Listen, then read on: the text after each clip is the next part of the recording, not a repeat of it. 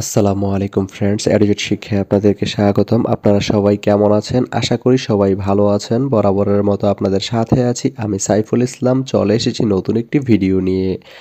আজকে আমরা জানবো আপনি দৌলতপুর থেকে কুটচাঁদপুর যেতে কোন কোন ট্রেন রয়েছে, সেই ট্রেনগুলো ছাড়ার নতুন সময়সূচি, বন্ধের দিন এবং গিয়ে পৌঁছতে কতক্ষণ সময় লাগবে বিস্তারিত।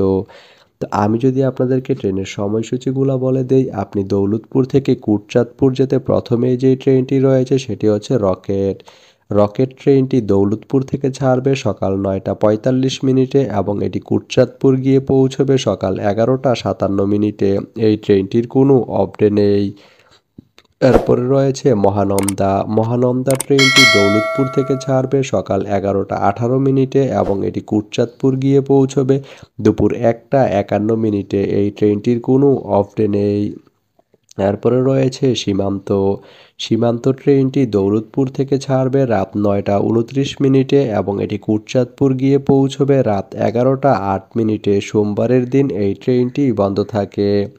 এরপরে রয়েছে সুন্দরবন। সুন্দরবন ট্রেনটি দৌলতপুর থেকে ছাড়বে রাত 9টা 59 মিনিটে এবং এটি কুটচাঁদপুর গিয়ে পৌঁছবে রাত 11টা 38 মিনিটে।